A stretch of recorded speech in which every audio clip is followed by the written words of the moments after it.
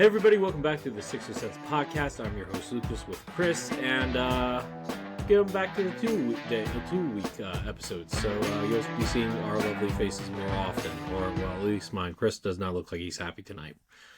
I'm plenty happy, actually. I don't know why you would say that. You had like the this resting you know what face there for a second. I'm sorry about that. I can't help it. Well, most people that have it can't. Well, thank you. We got another pretty impressive win to talk about, Lucas. 135-114 in Indiana over the reigning Eastern Conference champs. I'm not going to give any context to that statement. 32, 9 rebounds, 8 assists, 2 steals for Tyrese Maxey. 27 points in 26 minutes with 6 rebounds and 5 dimes for Joel Embiid in his return from injury. 23 points, 7 boards, 4 assists, 2 steals for VJ Edgecombe in his return, in his evening. And then 15 off the bench for Quentin Grimes. 12 points in 15 minutes for our old friend Trendon Watford in the lineup tonight, getting some real run. And 12 points for Kelly Oubre. And 12 points for Kelly Oubre. 0 points for Dom Barlow in 20 minutes, but he was a plus 22. That's the important part. It's not which was, fourth highest on the team. So good stuff all around. Pretty impressive win over a tanking Pacers team. 23 for Andrew Nembhard, 23 off the bench for Micah Potter, which was a career high for him in just 23 minutes. But, Indiana never really stood a chance in this game. Lucas, what were your big takeaways here? It's good to have Joel Embiid out on the floor. That's it. I mean, I don't know what else you want me to say. What? Yeah. We won a game that we were supposed to when our best player, our second best player, is available. Yeah, no, I mean, I think that is probably the right tune here. Joel looked very sharp. Didn't seem like he needed any time to get back up to speed, which was nice. Indiana came out of the gate pretty strong in the first quarter, but Philly took over in the second and really in that third quarter, which is always nice when we can win a third quarter handedly. Hasn't happened enough this year, but like you said, this is a game we're supposed to win. We did so in convincing fashion. We can't always say that about this team. So, really nice. Joel looked sharp. Life is just so much easier for VJ and Tyrese when Joel's out there. He really makes this thing sing. So, good win for the Sixers. We're back to 6 games above 500. And we're gonna rank some things today, Lucas. If you're ready. Ranking. Yeah, I like ranking. Let's do it. All right, let's hit the button. And let's update our power ranking. It's been a while since we did this, but let's just put our brains together and try to power rank the East by who we think are the best teams. I don't really know how to ascribe any other value to that. Who we think has the best chance to win a championship, maybe. Okay, so hold up. Are we ranking them by who we think is currently the best or who has the best shot to win? Let's do who we think is the best in the bigger picture. Which teams are gonna. So does that include projecting health for all these teams, even if they're not currently healthy?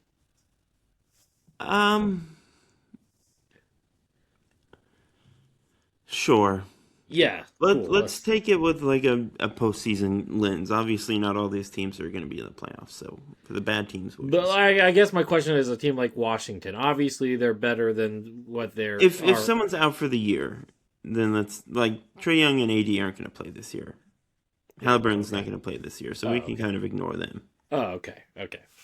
But if it's Giannis is going to come back for the stretch run and the Bucks could make the play-in, we can factor that in. Okay, cool. They won't, but that's cool. Okay. 15, Lucas. Ooh, we got the Pacers at the bottom of the standings. They're a game behind the Nets.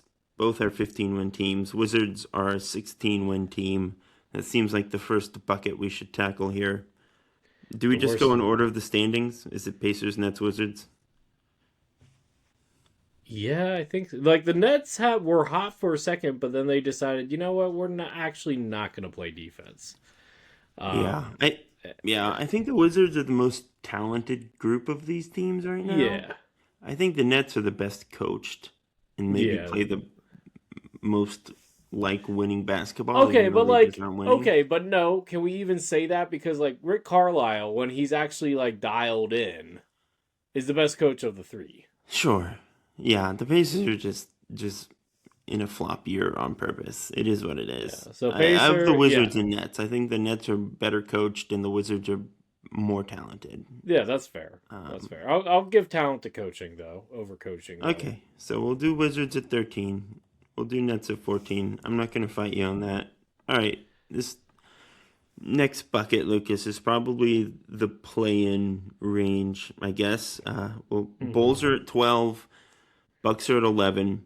The Bucks are right now a game and a half behind the Hornets and the 10 seed, who Hmm. are half a game behind the Hawks and the 9 seed. Yeah. Heat are a few games ahead of them in the 8 seed. They are above 500. Miami is 3 Yeah. games above 500. The Hawks are 2 games below 500. So Yeah. let's I assume that's the range here is 12 to 8. Yeah. Okay. Are the Bulls just kind of obviously 12? I think they're really trying to kind of I tank. mean, one could argue that the Bulls might be even worse than the Wizards. I mean, especially when the Wizards actually become Yeah. healthy. I think that is fair. The Bulls Um, really kind of blew it up at the deadline, which is Look, good. That's what they need to do. I want to put the Bucks lower, but I literally can't. There's no place lower than where they are at 11. I Yeah. think we can Okay, keep it so we're there. putting the Bucks at 11, even Yeah. with the prospect of Giannis coming back, I just even with don't. Cam Thomas popping No, off. no. He's cooled off already.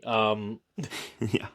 I mean, Okay. look, I what make the case for them I to be agree. No, I higher. agree. I totally agree. I have Okay, no cool. argument. Okay, so Um, 10 is where it's interesting. Charlotte's not 10 on my list. I agree. Arguably, I think I have Charlotte 8. I agree. Charlotte has been playing very well. I think the Hawks are probably the right answer at 10. Mm. Well, okay. I actually think it's the Heat I don't know, because, man. well, no. Just hear me out. Like, who has better talent? Who has the best player between the Hawks and the Heat? It's Jalen Johnson. Jalen Johnson is what Ben Simmons was supposed to be. Okay, so I can't like if you tell me if I have to face either the Heat and I get Eric Spoelstra is really that coach in the playoffs, but Jalen Johnson and look, Jonathan Kuminga looked good. I grant you it's one game. C.J. McCollum, Nikhil Alexander Walker, Dyson So Daniels. I I I I 100%. think the Hawks are a more talented team than the Heat. I Now, if agree you with want that, but they just haven't been playing better. Heat have Spo. to, I He mean really is the great that is equalizer. a big X factor. I think you can make Miami's an been argument. more consistently has kept their head above water this season. The Hawks just haven't quite been able to string together the Enough success that they wins, probably yeah, should be having with that roster. yeah, because that So roster on paper should be pretty darn good. I agree. I think it's Hawks at 10. I mean, look, if you want to argue coaching is the tiebreaker, then yeah, I'll give it to you. Hawks can be 10. Okay. I mean, who do you trust to win in a playing game? Do or That is die fair. with That is Spo. fair. I think. So are we putting the Hornets above the Heat? Yes. Okay. Yeah, I I don't think hate it. Con is doing con things. LaMelo has been pretty awesome of late. Brandon Miller's Hornets looking are like a him, yeah. like I mean, Timothy. Hornets are probably the hottest team outside the top 4 in the Yeah. conference right now. So So I I'm think cool. 7 through 5 is the next range. Yeah, Magic are at 7. They're a half game behind the Sixers, who are 2 games behind the Raptors in 5th. Yeah. I Go am ahead. comfortable saying that this range, if we're taking who's going to win in the playoffs into account, I'd probably slightly favor the Magic over the Raptors, and I put the Yeah. Sixers at 5. I would put the Sixers at 5. I put Raptors at 7 and Magic at 6. Yeah, okay, we Yeah. agree. I just think the This Magic is have getting more kind of dudes boring who that we're can. agreeing too much. I Orlando hasn't really earned this yet fully, but they just have more guys who can Paulo has carry been you. looking good the last couple games. I will say Paolo is that. turning it around, which is nice. Franz will be a factor, hopefully, down the stretch. And the pickup of Javon Carter, shout out to Javon Carter, has been pretty good for them too. I think it's not as good as I don't know if you might be mentioning him too much. Look, I think he's a the West Virginia ratio of guy. I'm a West Virginia stan. It impact just to it, it has to happen. Okay, but okay, I it's on respect it. it's just like with you and the Thunder. This is on my brand. Okay, if Javon Carter's playing, I got to mention him. That's fair. I don't hate it. Hmm. All right, Lucas. 4 through 1 is really interesting. Yeah, this is where it You gets could really dicey, make a right? case for all. I'm gonna say right now, Knicks are at 4. Do I we tend agree? to agree. Okay, good. Any chance to bring the Knicks down is good in my book. I think 3, Cleveland's 3 though. even with James, James is injured. He has they've a been broken pretty darn thumb. good. He's gonna He, play through it though. They've won 8 out of 10. I don't know, man. Not gonna Broken miss thumb is a time. broken thumb. He's gonna play through it. They're 8-2 with James, or not, but 8-2 in their last 10. We got to see what they look like in the playoffs too. James in the playoffs. We know what that looks like. I just wouldn't say the teams ahead of them are super proven. Fair. Except for Boston, who doesn't have Tatum. Yeah. Boston's 2. So we're gonna put the Cavs 3. I can't. I expect Tatum to return. Okay. If Tatum's gonna come back, and we can guarantee that, and he's gonna be the Tatum of old. Even if he's not the Tatum of old, if Even he's if like he's the 80, Tatum of 75%. yeah, they're better than the Cavs. Simply Okay. that. Yeah. Did you hear the It's story? tough. Did you hear the story of how because the assistant coaches got a drill wrong, Joe Mazzulla made them run? If that's not peak No. insanity, I don't know what is, but I'm all for it. That's like every rec ball practice ever. I Okay? just love it. I feel like more coaches probably do that. That's probably not that crazy. I don't know. He's I done just crazier things, is what I would say. oh no yeah, for sure he's done crazier things, but still like can I just like I feel like if Joe Mazzulla was coaching when Kobe Bryant was around, Kobe Bryant would have loved Joe Mazzulla as a coach. Yeah, I think Missoula is probably the coach I trust the most in the East right now. Yeah. Up there with like Spo and Yeah. Carlisle, who are sort of like grandfathered in from. Yeah, Carlisle years and only years gets the benefit because of last year. Well, I mean, Carlisle has been doing this thing for a while. He's Yeah. been great, but Missoula is like the Celtics should not be as good as they are. It makes shouldn't really be. no sense at all that this team is the 2 seed Well, right now. and you could say the same thing about the Heat. The Heat have not they should be a lottery team. The Heat should be a lottery team. They're not. Shout out to Spo. That being said, Joe's the new Spo. And it's Yeah. not it Yeah. is yeah. I don't think that's unfair. Obviously, he's not quite as established yet, but it's kind of trending in that direction. All right. I mean, one more championship and then he has just as many as Spo, right? Yeah. Yeah. No, yeah, fair. And he's only like 36, dude. Like he played in the Final Four in 2010. Look, man, don't you don't have to rub it in. I don't want to talk about it. Oh, what All we right. could have done.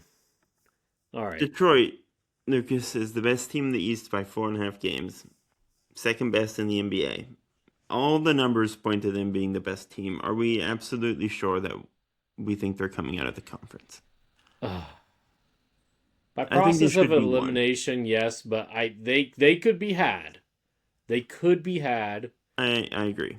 They're most likely, but it doesn't mean that they can't be had. I think, and I know that you love the Thompson twins, but that lack of shooting is going to catch up to them in the playoffs. I mean, but they're a good shooting team overall. They're a good shooting team, but he's either going to get played off the court or they're going to play bad with him on the court in the playoffs in crunch time. I mean, they'll just put someone else out there. I mean, that happens with all teams. But Well, I guess it's Yeah. not as important because he's not like the star player there. Or top. do we trust Cade more than Jaylen Brown in a playoff series as the number one guy? Ooh, that's tough because Jaylen Brown has won Finals MVP. Yeah, Ugh, fraudulently, but yes. regardless of how fraudulent it may or may not have been, he won it. And, it's not like he was a scrub in that series. Do we trust him more than Jalen Brunson? Yes. Do you trust him more than Donovan Mitchell? That's a tough one, no. but I'm going to say yes. You say no? You say no. Yeah. Make your case. It's Donovan Mitchell. I mean, When was the last time Donovan Mitchell has done something in the playoffs? Since before Cleveland, right? What, like 5 years ago in the bubble against... Define done something. Like, his teams have not won for reasons that I think extend beyond him. I'm not saying the defense isn't a problem. It has been. I think Cade's size is like a real plus here. I trust Donovan more as like an offensive engine. He might be able to score more, but tell me, sure. I'm not saying that Donovan can't be a playmaker, but who do you trust to make their teammates better? Donovan in the playoffs, Donovan or Cade? The answer is Cade, or it should be. Sure, but I don't trust Cade to carry the offense himself in the way that Donovan can. Yeah. Okay, but like you said, he has other options to do that in this postseason. I mean, Detroit's roster is not really stacked with a bunch of dudes, They're kind of a collective that orbit around Cade. So I think that's where you can be a little bit skeptical, especially since they don't have, the experience. Okay, counterpoint. This might be like an OKC the year before, when they, lost to Denver. And if that happens, that's okay. But my counterpoint to that would be Donovan's running mate now is James Harden. James Harden can, yes, have some playoff moments, but he can also have some playoff blunders. More blunders than moments as of late. And then outside of James, who else does Donovan have on the Cavs? Nobody. I mean, right? The Cavs are pretty deep. They have a good backcourt. They have Mobley and Allen. Okay, but neither one of them are go-to scorers, especially in a playoff setting. I mean, Mobley has his moments. He has his moments, but he's not a. Give you a are you saying that Evan Mobley offensively can win you a game in the playoffs? Okay, but who else on Detroit can win you a game? Tobias Harris has done it for the Sixers. You trust Tobias more than James Harden to win you a game in the playoffs? Okay, fair point. I'll give you that one. I'm talking about outside. Okay. I'm just saying the Pistons roster is very well connected, and they play a really awesome brand of basketball. I just don't know how it holds up under pressure. Well, and look, we both agree that the move that they should have made if it was available was to trade for Michael Porter Jr. Yeah. They couldn't have done it. They couldn't do it. So, yeah. That, they just need one more guy that can, be a high volume guy if need be, right? Austin Reeves. I mean, look, if hot take, I would try the trade for if I'm the Lakers, I try to trade for Giannis and get rid of Austin. No, yeah, of course. I mean, yeah. The Pistons should trade for Giannis now that we mention it, but I mean that makes it tricky with Jalen Duren, but you figure that out later. Yeah, you figure that out. I think they'd be fine. All right. Yeah. We're putting the Celtics 2. I think that's right. I'm really worried that we're going to get Boston in the finals again somehow, but I mean, look, if Tatum comes back, it's not out of the question because we agree that Joe Mazzulla might be the best coach in the NBA right now. Yeah, it sucks. Everything sucks. That's another thing is Bickerstaff's postseason resume is a bit hit or miss, but I mean, to be fair, so is Kenny Atkinson, and while you do have a finals run with what's his name, Mike Brown, as the Knicks head coach, he's also had more blunders in the playoffs as well. That's fair. Yeah.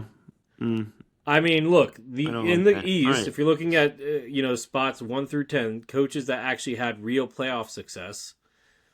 You have Joe Mazzulla, you have Mike Brown, you have Nick Nurse, you have Eric Spoelstra, and maybe Quinn Snyder, maybe if you want to count a Western Conference Finals, I guess. Yeah. So, what, 4 coaches out of 10? that have a real resume there. So Yeah, and someone can always, a lot of these coaches are very good. They just haven't had their chance yet. yeah, But that's fair. yeah, I think Detroit has won. I just don't feel great about it. Is No, where I'm at. that's fine. I get it. You don't have to feel great about it. Do you feel great about it? No, Okay. like honestly, anybody could be had at this point. I agree. The East is still pretty wide open, I think. Yeah, All right, let's talk about Rookie of the Year, Lucas. yeah. Let's try to formulate our rankings here pretty quickly. Let's just do a top five. Mm-hmm. Um, where are you at on Cooper Flag versus Con Knipple? Cooper's been out recently with an injury. I mean, I think it's almost look. Khan's play is computing to wins. Uh, I think that has to be a factor here when the stats are relatively close. Now, granted, Cooper is a more complete player and better defender. I'm not saying that he's not, but the historic offensive season that Knipple is having, like, let's not, try to damper it here. It's pretty special, okay? Yeah, he's the fastest rookie to hit 200 threes. So, let's just not underestimate that at all. So, Yeah. I'll say Khan's 1, Cooper's 2. Yeah.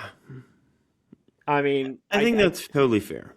I mean, look, I get that Cooper might be the better player in a bottle, but Yeah. contributing to winning matters. I mean, I don't think it's fair to say that Cooper is not playing winning basketball because his team sucks. I'm not saying that he's not playing winning basketball. I'm saying I don't think he's they're not empty contributing stats. to winning. There's a difference.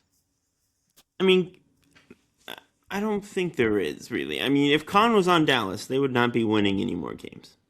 True, but then again, he'd be also getting mentored by one of the best sharpshooters in NBA history.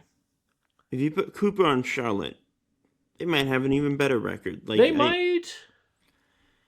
I don't know if that's the best way to just because he's on a winning team. Well, then let's just look at historical context. Historical context, they're both having insane seasons. I think it might not be fair, but looking at record might be the tiebreaker here. It's fair. I mean, Khan has been healthier, which is a factor. I'm fine with putting Khan at 1. I don't necessarily 100% agree, but it's not something I disagree with strong enough to belabor the point. That's fine. I think those two are pretty clearly 1 and 2, though. Yeah, really I think VJ's easily 3 as well. Yeah, I think so at this point. I don't think he's moving up, but I also don't think he's moving down. Yeah, Cedric Coward has kind of fallen out of the mix there. I think VJ's clearly number 3. I think Queen, frankly, is clearly number 4. Well, he just got benched for DeJounte Murray and DeAndre Jordan. Yeah, but I don't know if that really matters. He's still having the best year. He is having a pretty good year. Dark horse, though, Maxey Raynaud, who the Sixers could have selected in the second round instead of John Broome, is averaging 10, 7, and 1 assist a game. Yeah, he's been putting up quite a few double doubles of late. Yeah, I think this is more of a classic guy just putting up numbers on a bad team situation. Maybe. Not that he's bad. I think I had him around 30 on my board. He probably should have gone higher than he did, but I don't even know if I would trust him to be the most he might not even be the second Dylan best center in the Cardwell might class. honestly be their best rookie in 6 years, but we'll see. Well, what's crazy is you look at the center position in this draft, it's actually deeper than you would think because you have Maxey Raynaud, you got Derek Queen as the number 1, you got Maxey, you have Kalkbrenner, and you have Colin Murray's Boyles, who's essentially a center. You could make all cases that all of them could be pretty darn good. So, yeah, I would sit here and tell you, I think Coward, I would give the edge to Cedric Coward here. I know he's had some injuries and other things, and he's hurt right now, so I guess like season long that will impact things. But I think Cedric has been a better player. I would, of course, shout out Colin Murray Boyles. I know he's been hit. I would have He's him been number hurt. 5 for me personally. I'd put him over Reynaud. Speaking of like contributing to winning, Yeah, he's just playing more serious basketball right yeah, now. he I'm sorry to is, say it. and he's The starting, Sacramento and he's Kings are a hot dumpster fire right now. yeah. And hot take, he's better than Jakob Poeltl this season. Yeah, he's really good. I'm excited to discuss where he went in my redraft. Yeah. Speaking Yeah, of C and B is 5. I think Coward and Harper would be 6 and 7 in whatever order you want. All right. redraft, do you want me to look at it, or do you want me to be surprised? Why don't I just read you the picks? Okay, We can I go won't through it look pretty at quickly here, and I'll get your reaction. Okay. So where are we starting? We're starting at 1. Okay. I have the Mavericks taking Cooper Flag. Hot take. Whoa! What? No way. All right. I know we kind of discussed who would go to. I have them taking Con Knipple, the Spurs, at 2. That's fair. They need more shooting anyway, so he would make more sense for them. I anyway. do think it's like the Spurs are really close right now, and Con just helps them more in the next couple of years than I think Harper will. I think there's still a case for taking Harper as like the long-term guy, but I think Con's just kind of you have two good. point guards on the roster that are pretty darn good. You don't need to take Harper. You can go for best fit there. Con would be such an awesome fit in San Antonio. Oh, yeah. All right, I got VJ going 3 to the Sixers. Yeah, that doesn't change. Harper makes no sense for us. Yeah, I think there's a case, but you can't not take VJ at this point. Yeah. Harper goes 4 to Charlotte. That changes everything for Charlotte, I think. It does, but I don't think it's like a bad outcome. I mean, you just trade, ball below value. I think that's what happens. Maybe. They're definitely worse this year, but I think it's not a bad outcome long term. Mm-hmm. At 5, I have Utah taking Colin Murray Boyles. It's kind of weird now that they've made all these trades, but I don't know if I think he's the works. best one. I mean, he's the best one, but is he the best fit? I just want him over all the other guys. I mean, Queen isn't a better fit in any way, and I just value him over the guards at this point. I mean, I get it. I mean, I kind of would like to see Trey Johnson next to, what's his name, the point guard in Utah, but having a sharpshooter, yeah, that's fair. They could just take Ace Bailey again. He's looked pretty good for the most part.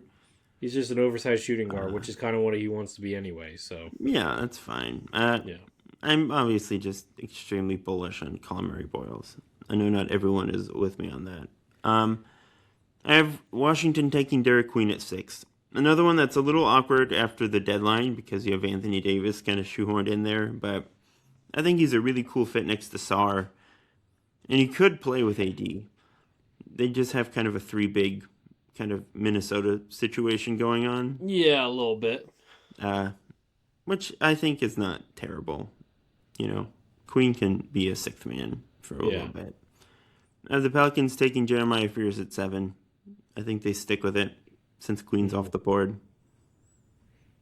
Okay. I have Brooklyn taking Trey Johnson at 8. Okay. A lot of shooting with him and MPJ. That could be fun. Yeah. I have Toronto taking Cedric Coward at 9. He's a very Toronto kind of player. That makes sense. And they need shooting. So he kind of kills 2 birds there with 1 stone. I have the Suns taking Ace Bailey at 10. Yeah, that seems like that would be an interesting pick. Yeah. Yeah. I agree. Maybe he would benefit from having Dylan what's his name? Dylan Brooks as a mentor. I think he'd benefit a lot from Devin Booker too. Yeah, that's true. At 11, I know he's played 6 minutes this year and then he tore his shoulder, but I'm not gonna give up my Noah Asenge stock. Memphis is rebuilding now. They can be patient. They're good at player development. Okay. So I'm just gonna stick him there. 12, I have the Bulls taking Ryan Kalkbrenner. I think they that would have been a right great, now. yeah. He's just been really solid all around. I have New Orleans at 13 taking Kaman Maluach. Okay. I don't hate it. Makes sense as Project. a kind of a long-term project, yeah. At 14, another guy who hasn't played a ton, but has, I think, been really quietly very good in his minutes. I have the Spurs taking Noah Pinda, who went Okay. 32 to Orlando. I had him much higher. This is more in the range that I would have had him in my version of the draft, but I really like Noah Pinda. They need Okay. some defense and some bulk next to Wimby. I think it makes sense. OKC, I have them taking Thomas Sorber. I don't see why they change course. I Yeah, know that's he's fair. hurt, but whatever. I think he makes sense there long Are term. we just doing lottery, or are we doing the whole entire I'm first doing the round? whole thing, Lucas. We can, we're almost there. Portland, Jace Richardson at 16. Thoughts, feelings? Okay. Okay. Is your response going to be okay for all of these? I mean, they could use another point guard in Portland, sure. Yeah, Scoot's time is nigh, I think. Will Richard to Minnesota at 17. I He's like been Will pretty good in Richard. Golden Yeah, State. yeah. They need some defense and some shot making on the wing. 18, Nolan Traore going to Utah. Kind of a Okay. speedy playmaking guard next to George. I think that is a fun fit. Okay. He's been really good of late for Brooklyn. Speaking of Brooklyn at 19, I have them taking Yegor Dioman, who originally went there at number 8. Well, I mean, it happened eventually. I have the Heat taking Yakuchonis, like they Yeah, did on draft night at 20. that's fine. I have I liked what I've Washington. seen from him.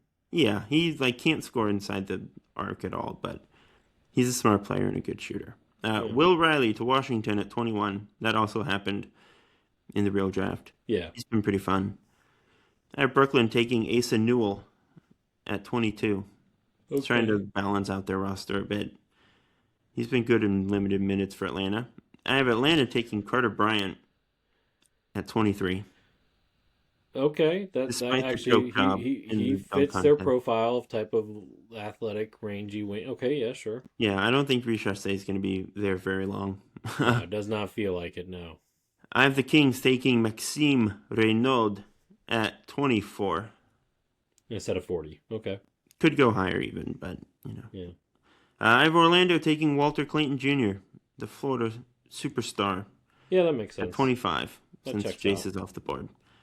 Brooklyn, I have them taking Drake Powell at 26. That's 4 spots below where they actually took him. Okay. At 27, I have Brooklyn taking Young Hansen, because I have to put him in here. Well, he needs to play, and that's not really He could happening. play in Brooklyn, okay? Well, look, he's not going to play behind the ever so dominating Klingon is awesome. Clinging. Brief aside, Donovan Klingon is really awesome right now. It's just like, where did this come from? When did the shooting happen? Look, he might be the number 1 pick in that redraft at this point. We'll see. All right, 28. I have the Celtics taking Hugo Gonzalez, as they did, because he's just a menace, and I appreciate it. Phoenix takes Dylan Cardwell, who's been really good for the Kings off the bench. Okay. He's even picked up some starts. He was undrafted, wasn't he? Yeah. Oh, wow. Okay. He's Undrafted in the first round. He played 15 minutes a game at Auburn as a senior. Behind our own John A. Broom. Behind our guy. Yeah. At 30, Clippers are taking Yohan Berenger, Okay. originally to Minnesota at 17. I think he's a better version of Niederhauser, who they actually picked. All right. Anything you want to talk about around the NBA real quick, Lucas? I mean, we already kind of talked about it with Donovan Clingan. I mean, Jesus, the shooting, the defense, the shot blocking. When did all this? When did all this happen? Yeah, the shooting is pretty wild because he was like Not a shooter. 50% free throw shooter at UConn. He did not have any indication that he could shoot. Yeah.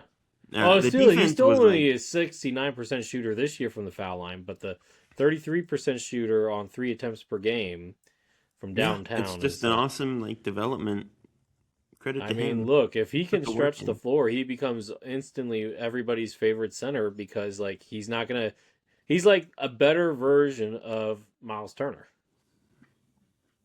Yeah, I think he is straight up better than Miles Turner right now. Well, he is. I'm just saying peak Miles Turner versus him now. Yeah. Yeah. 12 points, almost 12 rebounds, 2 assists, 1.5 blocks. Leads the NBA in offensive rebounds per game. 33.7% on 3.23s a game. That's crazy. 59.3 effective field goal percentage. That is wild. He's really good. Is he we haven't done a top 100 in a while. That might be a fun. He might be a top 50 guy. Next time we have a dead kind of period, maybe we'll. He might be a top 40 guy. He's really good. Maybe we should just do a 2024 redraft for fun. That could be another. Maybe. I think that's maybe that's this weekend. We'll see. Yeah, we'll see. You got stuff to write for now. Klingon is awesome. Yeah, that's all I really have. He deserves his flowers.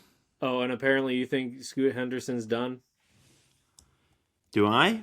You just said it seems like his time's almost done. Well, look, if they get Josh Richardson in there. Oh my gosh, okay. That's not happening. I don't know if he's done. He's definitely not done, career-wise. Is he done in Portland? It feels like they don't want him.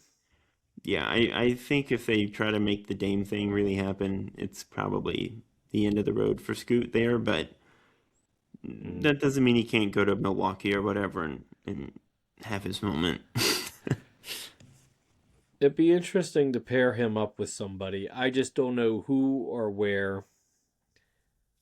You know who needs a bench guard? The Philadelphia 76ers. What do you mean? You don't believe in Cam Thomas?